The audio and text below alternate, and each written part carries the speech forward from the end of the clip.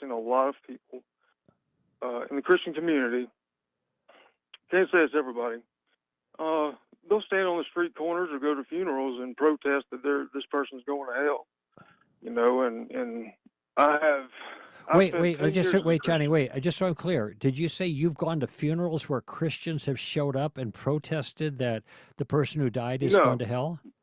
no, I've seen it. I've seen where people have gone to funerals and Oh, I see. protested because Okay. I think they were D- they were they were they were gay or something like that. Yeah, oh, I Uh, know what you're talking about. There's a church yeah, that was in Kansas that used to do this. The guy died, yeah. and somebody should have showed up at his funeral and said the same thing, my suspicion. But would you say that what happened in that case that went on the air and a lot of people saw it, would you say that's characteristic of Christians?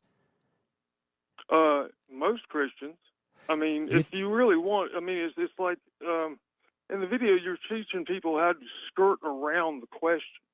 Because wait, in a nutshell, Deepak Chopra wrapped up in a nutshell everything that Christianity stands for. If you're a Christian that's going to go by the Bible, okay, wait, just a second. No, and what but I was taught, hold on, Johnny. Wait, you're going a different yeah, direction than the question I asked. I simply asked, do you think it's characteristic of Christians to show up at funerals and claim publicly that the person who just died is in hell?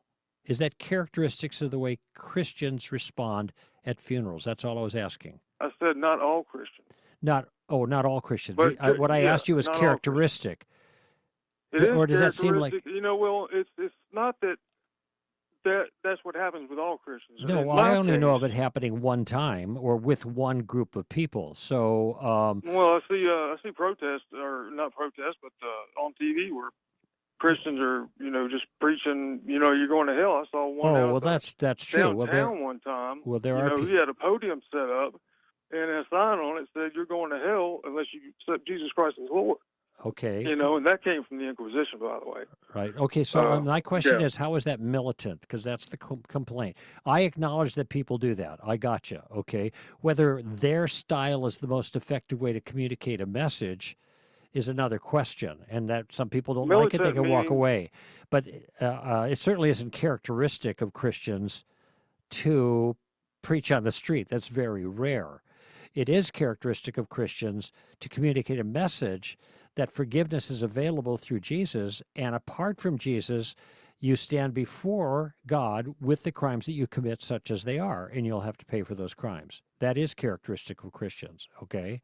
yeah. So, but your claim was, why are Christians so militant?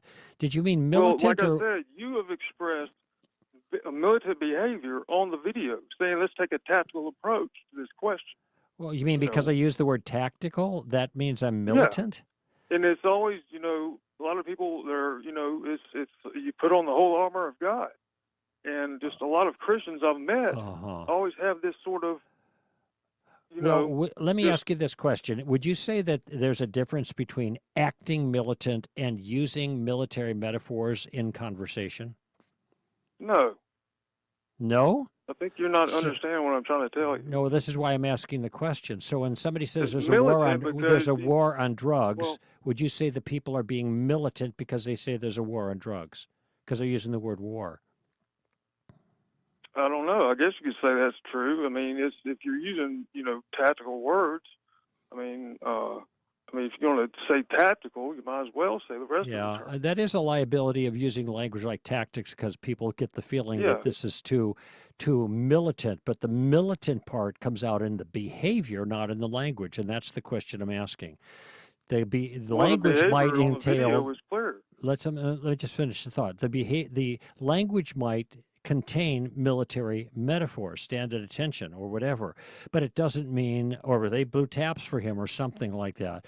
That's not the same as acting in a military fashion or a militant fashion where you're bringing Well, that's violence. exaggerating what I'm saying. No, that's what I'm And asking. it's just, it's a lot of Christians feel like they're on a mission from God, and they Yeah. feel like they have to go preach the gospel. Yes, they do. Not necessarily shove it down your throat, but they're going to still threaten you with death, hell, and the lake of fire, and even demons. Okay, so I understand you. If I was, Okay, I think I understand your concern here, but let me explain what let me try to answer your question. The reason that sometimes Christians seem militant to you is because they're convinced that there is danger for people, and they are warning them of a danger that they're convinced is real. Yeah, it goes back to the question Deepak Chopra asked, Well, which is very, it was just very, it was the way he it's asked. a very disrespectful way of viewing the world. Wait. You disrespect people when you ask them, when you imply salvation, you also imply damnation. Right, but wait a minute. I'm not sure why. I'm not sure exactly. You're referring to a conversation I had with Deepak Chopra that's televised, and you can get the video. I don't think I was disrespectful to him. Some people think the other thing, it was the other way around. But the question, salvation. but I'm asking. Let me ask you a question. If your doctor said to you, took a good look at you, and said to you, "You're dying of cancer, and if you don't get this chemotherapy, you're going to be a dead man in a month," would you say that that was somehow cruel or militant? No, that's Or not disrespectful? That's not even relevant. Well, wait. Why do you think That it's? question ain't even relevant. Let me. Okay, 'cause now if a doctor wants to try to brainwash me and convince me that I've got cancer, Okay, so he I can agree with you. charge me for, that's what I'm talking about. Okay, I agree with you that that there shouldn't be any brainwashing Christianity involved. Wait, brainwashes people, Johnny. and I'm a victim of it, and I've been there, done that. Okay. I spent 10 years as a Christian. Mm-hmm. All right, Johnny. Let me explain my side of this or my point of view. Okay, I don't go know, ahead. Johnny, but I'm going to have a conversation. So I'll say some things and I'll let you respond, and then you be quiet while I respond. Is that okay? Yeah. Okay, good. So, the I don't agree with brainwashing either, hammering people. I don't know. You've never listened to the show before. You only heard that one video of mine. But what I try to do is explain to people the reasons why they're in peril. People can decide for themselves whether they're in peril or not. To me, it's a perfect parallel to a doctor who assesses a circumstance. He says, "You're in danger, and here's the antidote. You can take it or leave it." But offering the antidote and giving the danger is not necessarily militant, even if he's sincere and he's certain in his own proclamation of that. That's my same approach as a Christian person. Okay, your turn.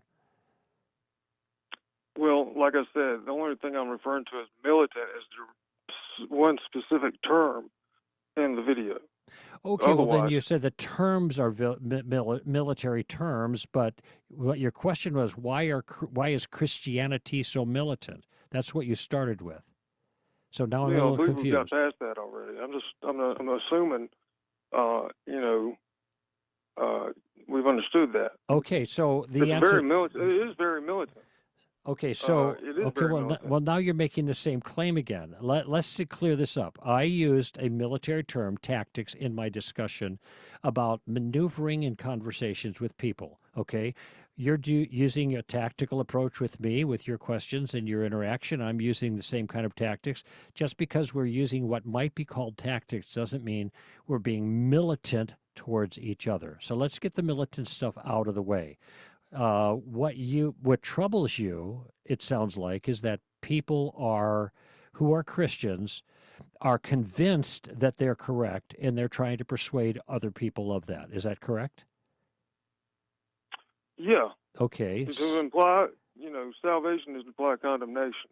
Okay, so you don't There's like a lot the of people claim. out there who don't have the wherewithal to understand that they might be falling for something that's just like a placebo effect. And it's effective brainwashing. Well, that's the question, isn't it? I mean, brainwashing is a pretty You scare strong term, somebody- but the you question scare is whether somebody with it. whether it is a placebo effect or not. If it's a placebo, it's only a placebo because it sounds good, but it's false. So you have to have some reason to believe it's false, even though it sounds good, to call it a placebo. So why do you think that Christianity is false? Well, for one, there's no way to prove that hell exists. Okay, you take away hell, you might as well throw salvation out the window with it. Well, what Okay, hell? because hell was designed to scare people into submission in the old days, ancient times. This is understood if anybody does their homework. Well, no, actually, okay. There are people who hold that view, all right? But your presumption is that there is no hell. And since you said hell can't be proved in some way, then it can't be disproved either. So that's just an ambiguous point at this point of our discussion.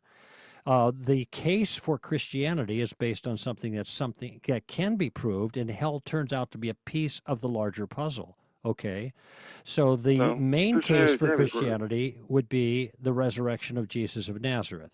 Okay, so what is your take on Jesus of Nazareth? Well, I believe, from what I've understood, uh, it's a myth. I believe it was either the Pope or somebody said, Pope Leo X or somebody said, this myth of Christ has profited us. You know, and there's a lot of, there's no real secular proof that Jesus ever existed, because in ancient times, during the time that Jesus was supposed to have lived, there is a lot of recorded history going on. A lot of scholars, a lot of scribes and scholars, a lot of historians, ancient historians. Okay, outside of the Bible, there's literally, I've heard about Jesus might have been an initiate at the Great Pyramids. I've heard he was in India, because a lot of the things he teaches is the single-eye meditation. If your eye be single, your body should be full of light. That's a meditation in Eastern philosophy. Right. Johnny, can I respond to that? Can I respond to the claim about history? Okay. Do you know who Bart Ehrman is? Have you ever heard that name? I have, yeah. Yeah, I do. You have. I've heard He's one of the biggest critics of Christianity around. He used to be a Christian. He's not now. Bart Ehrman said the claim that you just made, that Jesus is a myth, is completely false. He also says, and he's actually from your neck of the woods, he's one of the best New Testament scholars in the world, and he says there is not an educated New Testament scholar or scholar of ancient Near Eastern history that believes that Jesus is a myth. Now, that doesn't mean he's risen from the dead or anything like that, but your claim I'm talking about actual recorded. Yes, he's talking about the same thing. In fact, he goes into great detail. He actually wrote a book about it. He said there are multiple attested early accounts with great detail about Jesus of Nazareth, and they come from multiple sources. We know a lot about the person of Jesus. I haven't been able to find those sources. No, well, okay, you might want to check with Bart Ehrman. You haven't been looking, apparently. I have checked with Bart Ehrman. I don't think a lot of the stuff he's saying is real. The point I'm making is one of the most serious critics of Christianity, who is deeply lettered in the field, has acknowledged that there's hardly a scholar in the world of that period who believes Jesus is a myth.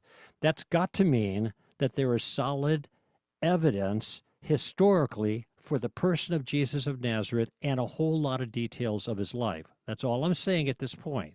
Okay, that doesn't mean we agree on everything, but like all of the scholars agree that everything that we've heard about Jesus is really true. But it's interesting that you say Jesus is a myth, and then you cite some evidence that you think you heard about Jesus being in India without giving any reason. But that would be contrary to Christian beliefs. A lot of Christians reject that kind of stuff. Well, it would be contrary to fact as well, because there's no evidence that that's the case. And plus, when you think about it, India is a long walk from Palestine. Yeah, so it's unlikely in the extreme that he would have spent any time there. Plus, his theology wasn't Eastern, if you read the New Testament. Look at Johnny, I'm out of time here. However, I just want you to know I really appreciate you calling, and I appreciate the conversation. Yeah, and take care. Okay, maybe you'll call back again. We'll talk some more. Thank you. All right, no problem. All the best. Bye-bye. That's it. There's my music, friends. Greg Kokel here for Stand to Reason. Give them heaven. Bye-bye now.